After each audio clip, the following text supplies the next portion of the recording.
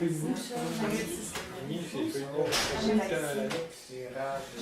Donc, merci encore pour votre présence ce soir.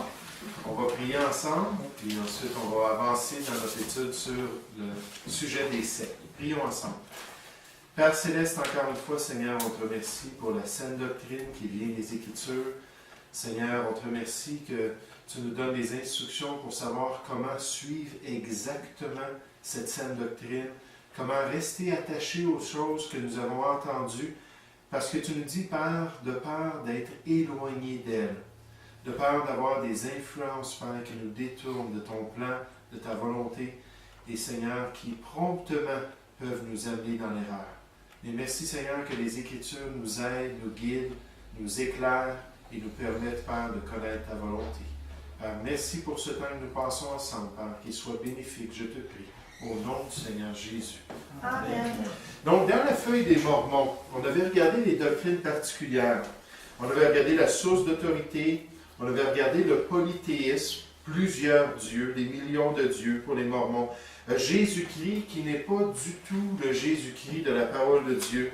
On a vu les trois cieux, c'est-à-dire l'universalisme dans les croyances des Mormons. Tout le monde va être sauvé, du pire criminel, du pire athée, du pire moqueur, peu importe. C'est juste le degré de félicité qui va changer d'une personne à l'autre. La plus grande exaltation, c'est de devenir quoi pour les Mormons? Devenir Dieu lui-même. Donc ça, c'est le troisième ciel pour eux. Ensuite, on a vu l'espérance de la vie éternelle. Jusqu'à un certain point, tout le monde est sauvé, il n'y a pas de jugement éternel, puis tout est basé sur le fait que Jésus est mort et ressuscité pour nous permettre de faire des bonnes œuvres. Encore un système d'effort humain. Maintenant, la dernière catégorie sur cette feuille, j'ai quelques autres petites choses à vous dire concernant les Mormons.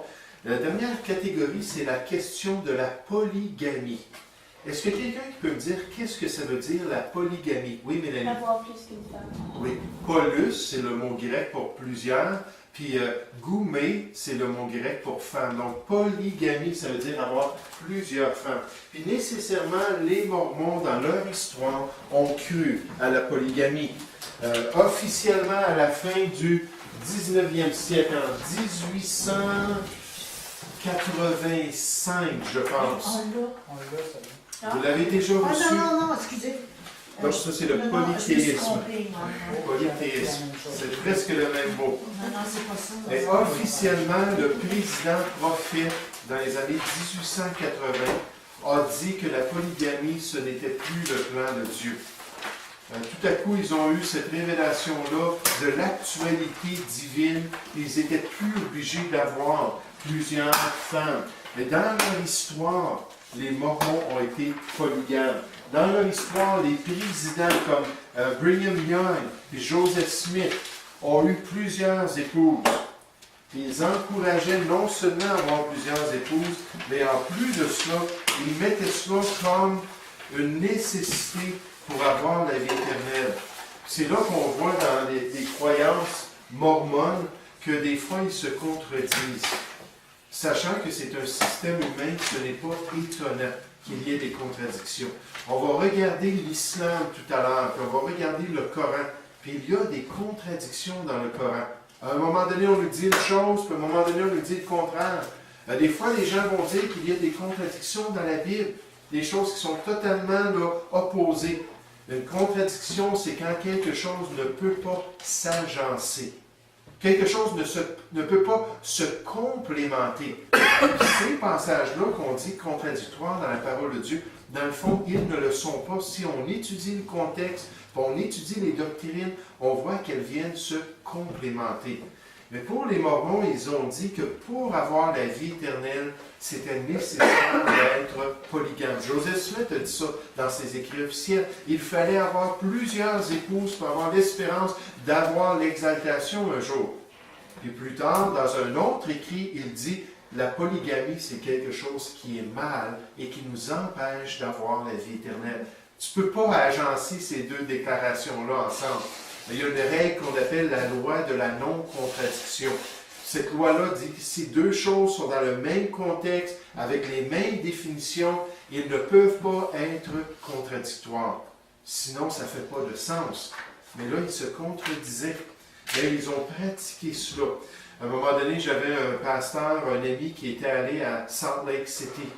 Puis qui est allé dans une tournée. On est allé pendant un mois de temps à Salt Lake City, mais on n'a jamais été dans une des maisons officielles d'un des présidents des Mormons. Mais lui, il est allé dans la maison de Brigham Young. Puis à un moment donné, c'était une grosse maison. Il y avait, je pense, 30 chambres dans la maison. C'était immense, là. Puis à un moment donné, il se promenait, puis la guide, qui était une femme de l'église mormone, elle expliquait un peu l'historique de la maison, puis ils avaient les meubles authentiques, puis tous les écrits authentiques de Brigham Young, le deuxième président, parce que Joseph Smith ne s'est jamais rendu jusqu'à Salt Lake City.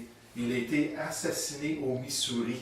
Puis en prison, il a été tué là-bas, mais Brigham Young, lui, a réussi à amener tous ces gens-là à travers ce long voyage jusqu'à temps qu'il fonde la ville du sel, la ville de Salt Lake City. Puis là, il parlait de cela, l'historique de la maison. Puis là, lui, il écoutait ça, puis ça le travaillait. Puis à un moment donné, il a levé sa main. Il dit, « Madame, pouvez-vous nous expliquer pourquoi Brigham Young avait une si grosse maison?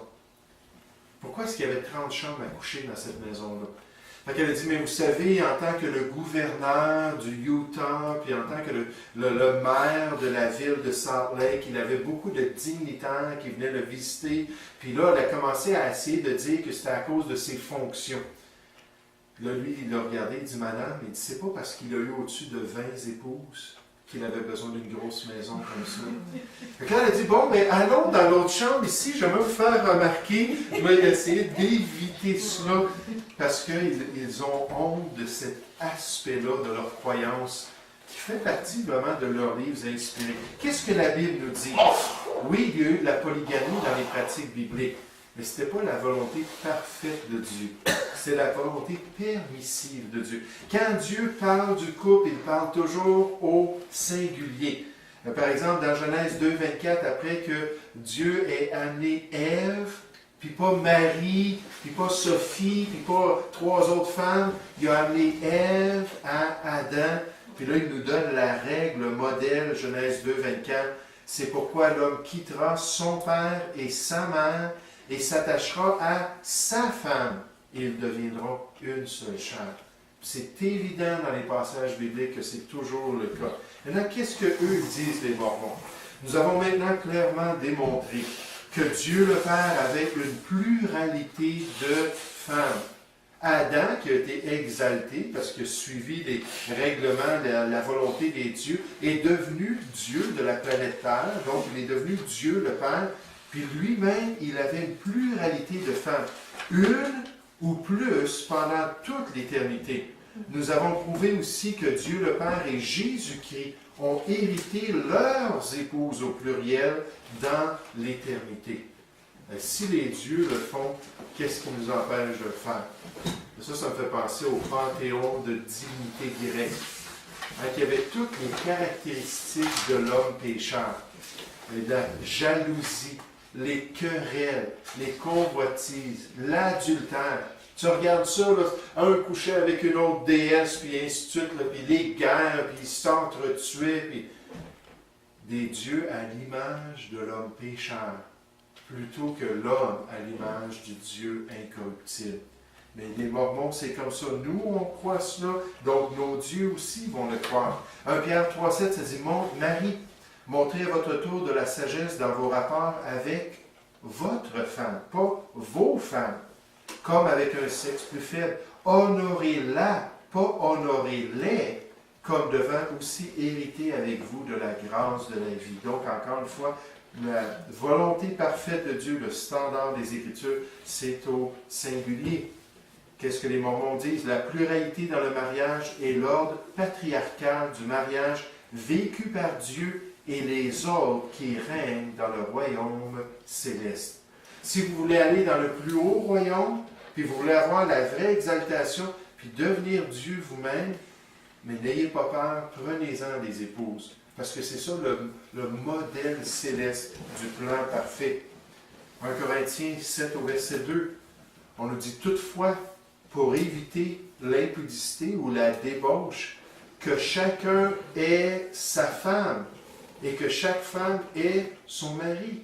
1 Corinthiens 7 nous parle de la question du mariage, nous parle de la question du manque de maîtrise de soi, de ces Corinthiens-là qui avaient connu le Seigneur, mais qui avaient été élevés dans une société très perverse.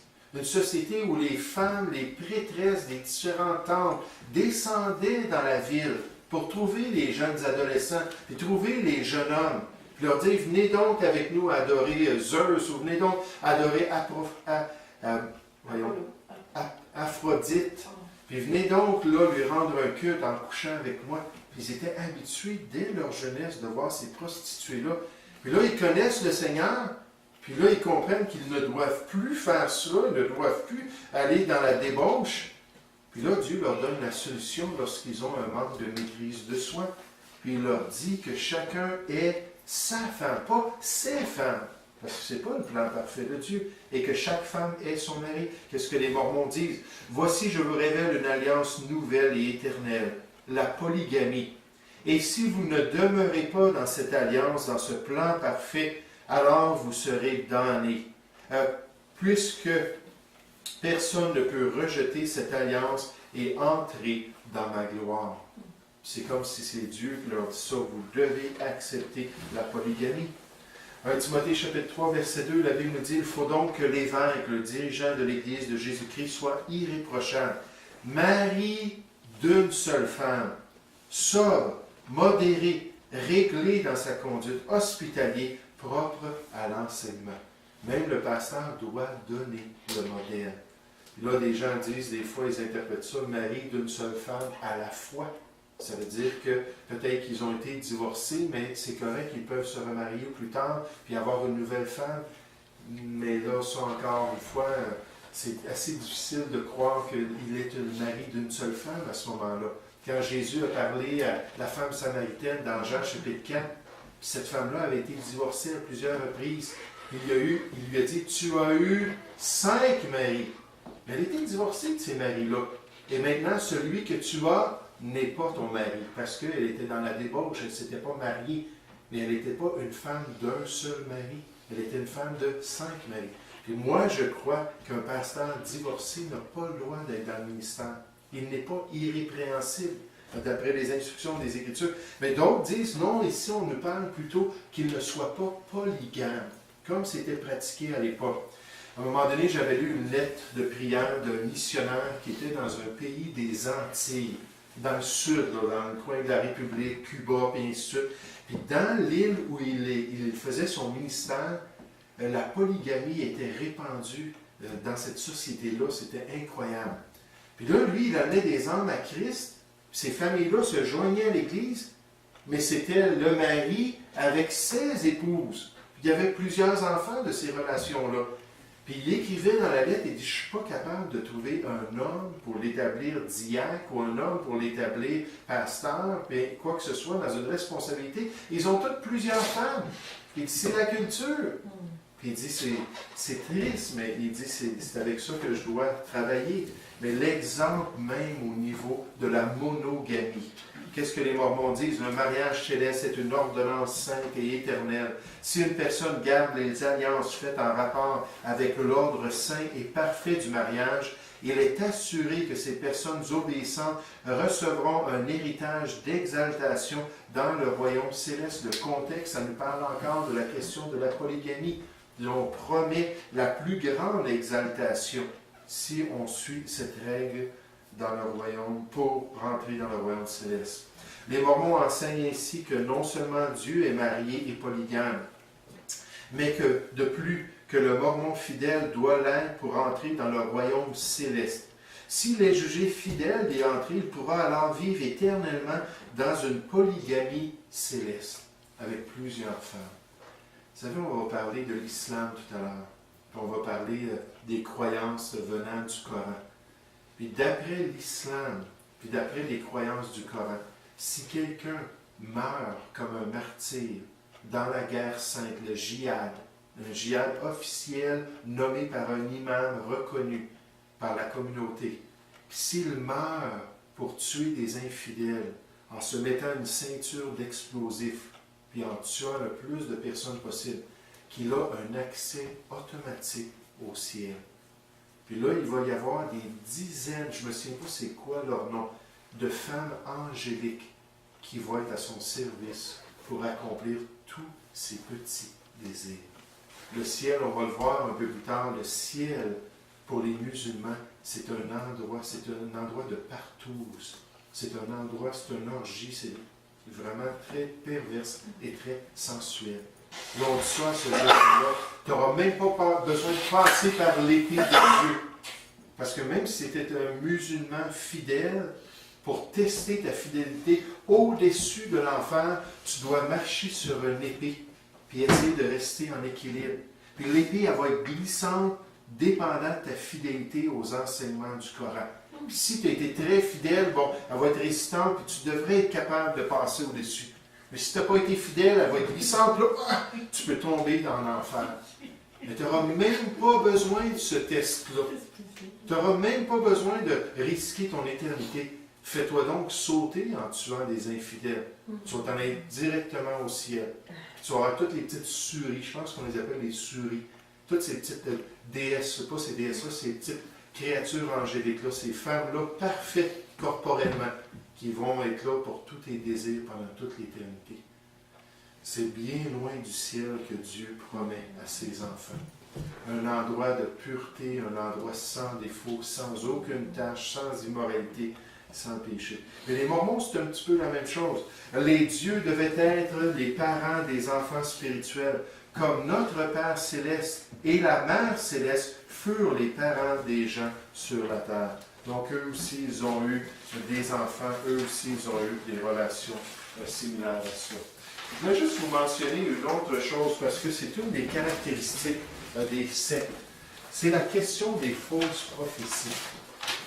Les Mormons, surtout Joseph Smith, on a vu un peu son attitude dans ses écrits. Joseph Smith, là, il était extraordinaire à ses yeux. Il ne recherchait pas ce qui était humble, lui, il recherchait ce qui était élevé, puis il était le prophète, le seul qui connaissait les voies de Dieu, celui qui avait été choisi pour rétablir le vrai évangile. Joseph Smith était extrêmement prétentieux. Mais vous savez, la Bible dit que l'orgueil précède la chute. Puis quand on est prétentieux comme ça, puis quand on est le nombril du monde, puis même le nombril de l'œuvre de Dieu, on va s'aventurer dans des choses qui ne seront vraiment pas à notre honneur. Au contraire, ça va être notre honte. Pourquoi? Parce que la Bible nous dit, dans Deutéronome chapitre 20, dans Lévitique chapitre 18 au verset 22, que quand ce que dira le prophète n'arrivera pas et n'aura pas lieu, ce sera une parole que l'Éternel n'aura point dite. N'aie donc pas peur de lui. Puis on est un faux prophète si on n'accomplit pas la prophétie biblique, si Dieu n'accomplit pas la prophétie qu'on a donnée. Puis on voit ça dans les Écritures, on va voir des exemples de ça. Les Mormons disent, dans la première section à votre gauche, le président Smith déclara alors que la rencontre avait été organisée parce que Dieu l'avait commandée. Elle lui fut révélée en vision et par le Saint-Esprit, puisque la venue du Seigneur était proche, dans environ 56 ans, pour changer le monde. Il dit, j'ai rassemblé les gens, puis je leur ai dit, écoutez, j'ai eu une vision. Puis le Saint-Esprit lui-même me dit que Jésus-Christ allait revenir dans 56 ans. Puis si on fait le calcul de 1835, lorsqu'il a fait cette prophétie-là, jusqu'à 1891, on a une période de 56 ans. Est-ce que Jésus est revenu sur la terre pour changer le monde? Pas du tout. Joseph Smith prophétisa le retour du Seigneur pour 1891. Quand ce que dira le prophète n'arrivera pas et n'aura pas lieu, ce sera une parole que l'Éternel n'aura point dite. C'est un mensonge. C'est pour ça que Dieu nous dit dans Matthieu 24, pour ce qui est du jour et de l'heure du retour de Jésus, personne ne le sait, ni les anges dans le ciel, ni le Fils pendant son humiliation ici-bas, mais le Père seul. C'est juste Dieu qui le sait. Il n'ira pas le dire à personne. Savez-vous pourquoi Dieu ne le révèle même pas à ses prophètes? ne le révèle même pas à son Église, parce qu'il veut qu'on veille, parce qu'il veut qu'on continue, qu'on persévère. Et si on sait que le Seigneur peut revenir à n'importe quel moment, on va vivre en conséquence, puis on va accomplir sa volonté. Et si on sait qu'il revient dans 5 ans, on va commencer à vivre pour lui dans 4 ans et demi. Parce que de toute manière, là, il ne nous surprendra pas dans notre péché. Il ne nous surprendra pas lorsqu'on est éloigné de lui. Dans Actes 7, Jésus a dit à ses disciples, « Ce n'est pas à vous, en tant que l'Église de Jésus-Christ, de connaître les temps ou les moments que le Père a fixés de sa propre autorité. » Dieu dit, « Mêlez-vous donc de vos affaires. » Ce n'est pas à vous de déterminer cela. On peut dire, ben, il y a beaucoup de choses qui pointent vers les prophéties bibliques, qui pointent vers les événements décrits dans les Écritures. Le Seigneur s'en vient, c'est certain que le Seigneur s'en vient. Mais de dire, c'est dans 20 ans, dans 50 ans, dans 100 ans, Dieu dit, aventure-toi pas là-dedans. Vous savez, c'est pour ça que les Adventistes du 7e jour ont démarré en tant qu'organisme. Parce qu'il y avait un pasteur baptiste, M. William Miller, qui a annoncé que le Seigneur revenait, je ne me souviens plus des dates, 1843, je pense, sa première prophétie. Il avait calculé la prophétie de Daniel dans l'Ancien Testament, il l'avait interprété comme parlant du retour de Jésus-Christ. Puis il a dit, bon, bien, à partir de ce moment-là, 2300 années à partir de ce moment-là, ça nous amène en 1843. Là, il a formé un groupe religieux autour de lui. Quand 1843 est arrivé, ça ne s'est pas produit. Là, ils avaient tout fait la publicité sur ces choses-là. Et finalement, il a dit, j'ai mal calculé, c'est la prochaine année. Ils ont encore parti en fureur dans leur évangélisation, en disant aux gens, renoncez au siècle présent, vendez vos biens, le Seigneur s'en vient, la délivrance est à la porte. Puis 1844 est arrivé, puis il n'y a rien qui s'est produit. Puis M. Miller, c'est un des seuls qui s'est repenti. Bon, il y en a qui ont été scandalisés, qui ont quitté le groupe, qui ont quitté la Bible, qui ont quitté le Seigneur. Quand on commence à faire des promesses qui ne s'accomplissent pas, on dit que les promesses viennent de Dieu, je vais vous dire, ça va scandaliser les gens. Les gens, il y a beaucoup qui sont partis et se sont éloignés de Dieu. Mais M. Miller a dit que c'était mal de le faire. Puis dans sa biographie, il a cité les passages bibliques qui nous interdisent de le faire. Mais Mme White, la prophétesse, elle a dit, Ellen White, a dit non, non, non, non. Elle a dit, Jésus s'est levé. Il était assis sur le trône céleste, à côté de la majesté céleste. Il s'est levé pour aller nettoyer le temple dans les lieux célestes, pour rétablir les choses dans la volonté de Dieu. Puis donc, ça s'est accompli, la prophétie. Puis là, elle a continué à dire, bien, Dieu est avec nous, puis notre groupe est légitime, puis nos croyances sont véritables. Les témoins de Jéhovah ont fait la même chose. Leur prophétie de 1925 ne s'est pas accomplie. Mais ce sont des faux prophètes, parce qu'ils ne suivent pas la parole de Dieu. Qu'est-ce qu'ils disent, les Mormons? Voici une révélation de Jésus-Christ à son serviteur Joseph Smith Jr.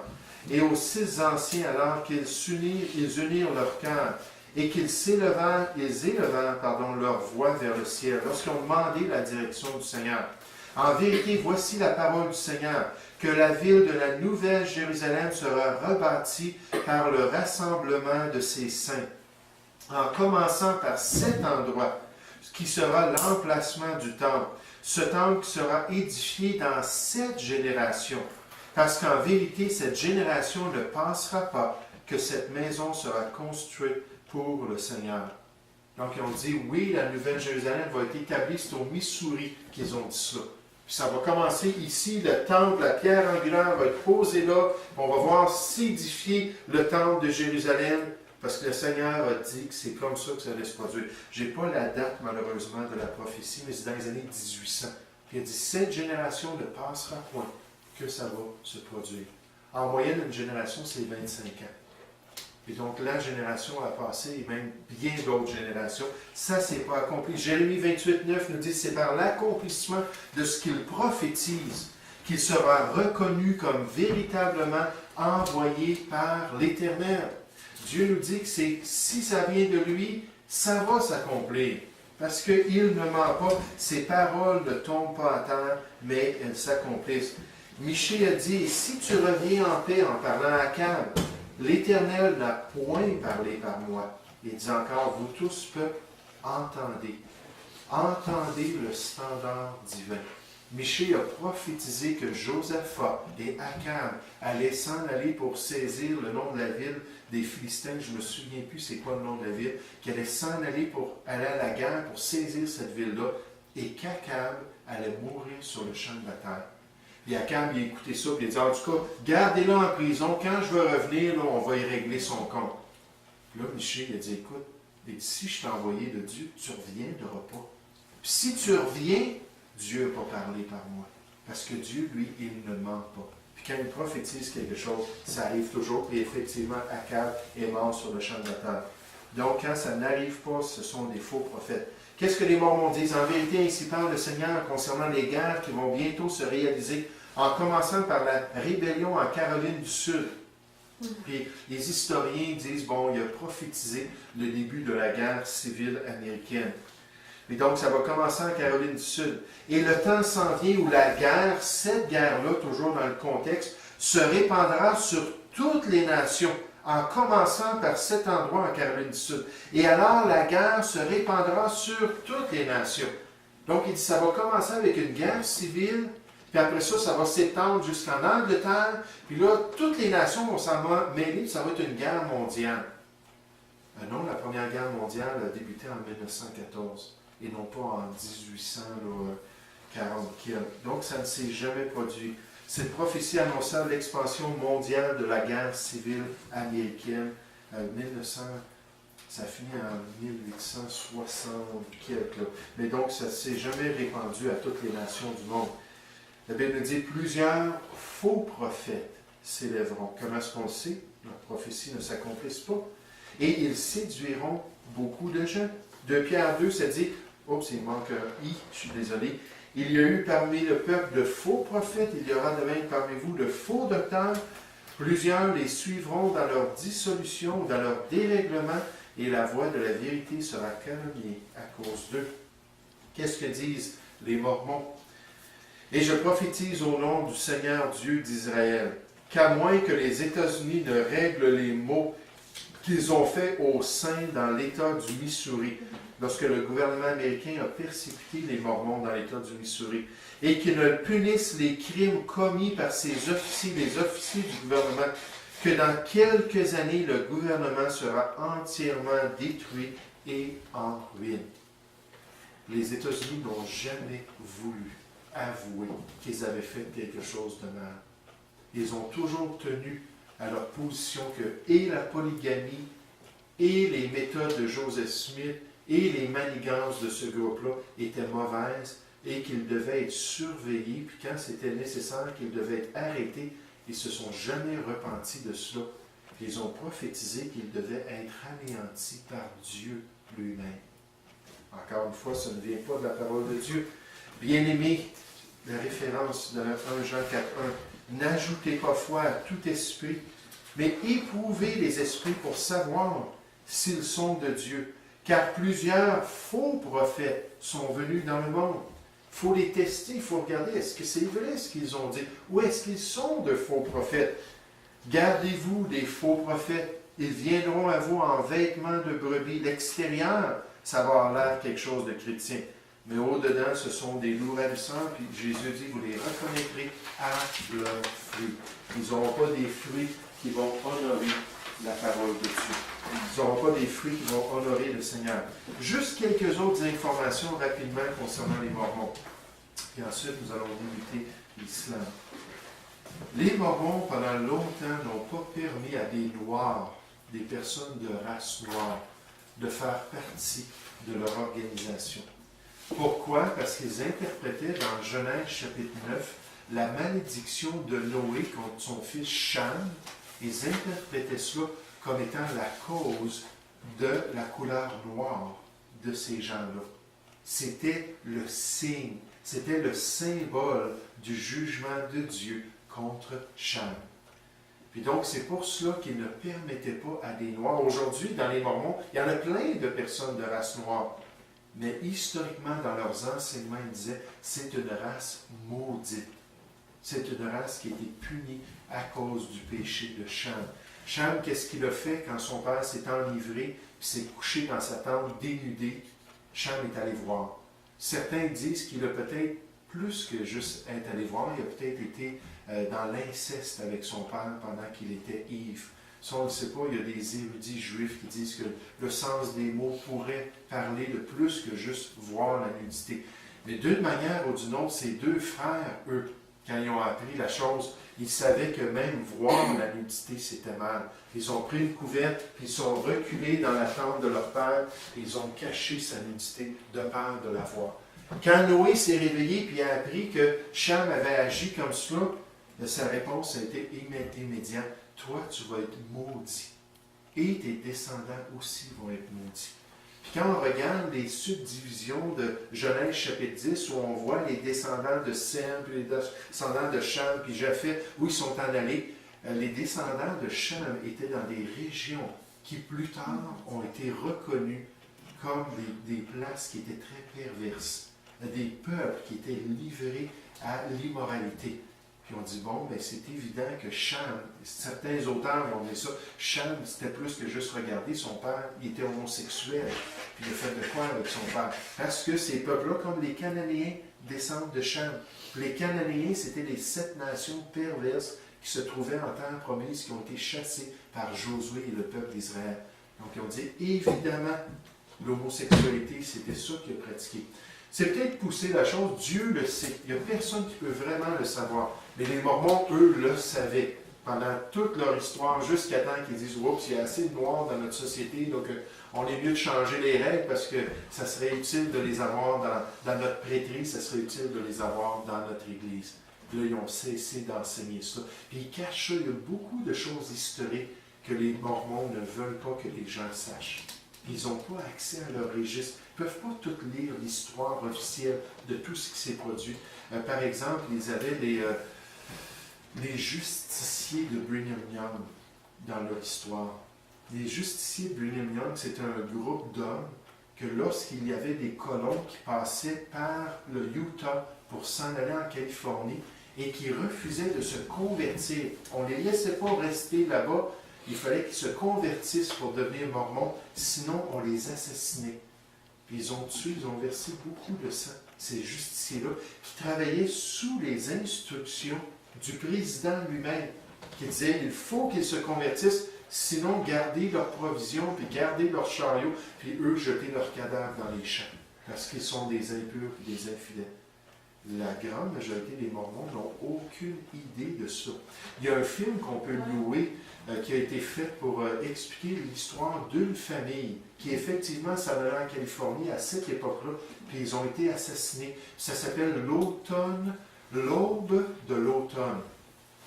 Puis je pense que je le traduis, il faudrait que je regarde si c'est exactement, c'est Autumn, l'aube, c'est quoi encore en anglais? The Dawn of Autumn en anglais. Mais ça a été traduit en français. Puis ça explique l'histoire d'une famille comme ça, avec leurs amis, qui sont passés par ce territoire-là. Puis puisqu'ils ont refusé de se convertir, ils ont été assassinés. Mais ils ont assassiné des soldats qui venaient pour essayer de contrôler un peu ce qui se passait en Utah. Ils les envoyaient. Puis ces garnisons de soldats-là étaient assassinés pendant la nuit. Puis quand on a 30, 40, 50 hommes armés, puis tu arrives sur des gens qui ne s'en attendent pas du tout, tu peux tuer facilement 300-400 soldats assez rapidement. C'est ce qu'ils ont fait. Et toutes ces choses-là, ça fait partie de ce qui est caché dans l'histoire des Mormons. Oui, oui, j'ai lu cet article-là, c'est vague un peu, mais je pense qu'il y avait 119 personnes. C'est une caravane qui passait par là pour s'en aller dans l'Ouest. Les Mormons les ont tous assassinés, mais c'était comme une vengeance parce qu'ils avaient assassiné Joseph Smith aussi. Il y avait Oui, c'est certain que Joseph Smith, ils n'ont pas digéré cela lorsqu'il était emprisonné. Ce qui est arrivé, c'est que Joseph Smith, il était dans une ville où l'éditeur du journal de cette ville-là a commencé à écrire concernant sa secte, concernant son groupe. Puis quand il a vu cela, il a fait brûler le bâtiment où la maison d'édition était installée. Et tout de suite, les gens le savaient, le shérif, les juges, tout ça, ils ont dit c'est Joseph Smith qui a ordonné ça. Là, ils l'ont mis en prison jusqu'à temps qu'il passe en cours. Puis finalement, il y a une foule de personnes qui est arrivée, puis qui a défoncé la prison, puis ils l'ont tiré, ils l'ont tué, avant même qu'il puisse passer en cours. Fait que là, les gens ils ont fui, puis ils sont partis avec Brigham Young, qui ont traversé des milliers de kilomètres. C'est incroyable le voyage qu'ils ont fait pour aller s'installer dans l'Ouest. Ils ont survécu là, à des intempéries, puis ainsi de suite. Ils ont toujours gardé le ressentiment contre la société américaine. Puis effectivement, les colons qui passaient ça, mais c'est arrivé à plusieurs reprises. Il y a des documentaires là-dessus, mais officiellement, l'Église mormone dit non, on n'a jamais versé de sang des incrédules ou des infidèles, c'est pas notre manière de faire. Puis, mais il y a des choses qui sont gardées secrètes que même les membres ne connaissent pas. Puis quand on fait un peu plus de recherche, bien non, on peut apprendre, par exemple, la manière qu'ils voyaient les Noirs. C'était quoi leur perspective? Même la polygamie, ils n'en parlent pas, que les gens étaient polygames. Puis que leur président, jusqu'au 4e, 5e président, était polygame, il y avait plusieurs épouses, puis c'était répandu dans ce groupe-là, parce que c'était l'enseignement du groupe. Là, ils disent non, on ne parle pas de cela, nous autres, on saute, on passe à d'autres choses, c'est pas nos pratiques aujourd'hui. Oui, Daniel. Pourquoi les Noirs, même s'ils disaient que, on voit que Noé et son garçon a vu ça, mais il n'y a aucun rapport avec les Noirs, que le peuple noir serait... C'est parce que dans les descendants de Cham, il y a une partie de l'Afrique qui a été peuplée par ces descendants. Je vous avais donné une charte à un moment donné où on voyait là, les endroits où les descendants de Noé étaient allés, les endroits où ils étaient allés peupler d'après les textes des Écritures. Puis cette charte-là nous montre que dans ces descendants-là de Cham, il y en a qui sont allés sur le continent noir. Mais pour eux, c'est la marque visible de la malédiction. C'est comme ça qu'ils enseignaient ça dans le passé. D'autres choses, là, on ne prendra pas le temps à regarder cela, mais les Mormons croient que la prêtrise est encore active aujourd'hui. Oui, la Bible nous dit que nous sommes tous des sacrificateurs spirituels, mais eux, ils croient que la prêtrise de l'Ancien Testament a été transférée à Joseph Smith. Deux niveaux de prêtrise qu'on voit dans l'Ancien Testament. Le niveau de la prêtrise d'Aaron, les Lévites, qu'on est en train d'étudier. Donc, Joseph Smith a reçu cela de Jean-Baptiste lui-même. Jean-Baptiste lui a dit, je te confie la prêtrise d'Aaron, des Lévites de l'Ancien Testament. Maintenant, toi, tu vas exécuter cette prêtrise-là. Puis toi, tu vas être le premier de tous ces descendants-là qui vont être les prêtres officiels du Seigneur. Et donc, il y avait différentes ordonnances, il y avait différentes tâches que les prêtres d'Aaron faisaient dans les Mormons. Le deuxième niveau, juste avant, oui, Jean-Baptiste, qu'est-ce qu'il y a d'affaire avec ça? Lequel des Jean-Baptiste est-tu le... Jean-Baptiste biblique. Saint-Jean-Baptiste. Joseph Smith a eu des visions de Jésus-Christ, de Pierre, de Matthieu, de Paul, de Jean-Baptiste, les personnages du Nouveau Testament, c'est eux qui sont venus lui révéler toutes ces choses-là. C'est des visions et il ne les a pas rencontrées en personne. Non, c'était des visions, ils sont apparus, puis Jean-Baptiste a dit, je rétablis la prêtrise d'Aaron. Maintenant, la deuxième prêtrise qu'on voit dans la parole de Dieu, c'est la prêtrise de Melchizedek. Ça, par exemple, dans Hébreux chapitre 7, on nous dit que Jésus n'était pas un descendant d'Aaron, mais qu'il avait hérité de cette prêtrise de Melchizedek. Cette prêtrise-là, c'est une prêtrise qui n'était pas transmissible parce qu'elle était éternelle. Comme Melchizedek, il n'avait pas de début et de fin de vie et qu'il avait une prêtrise éternelle. Maintenant, on pourra discuter de ça, c'est qui Melchizedek, puis ainsi de suite, pourquoi est-ce qu'on nous dit que sa prêtrise était éternelle.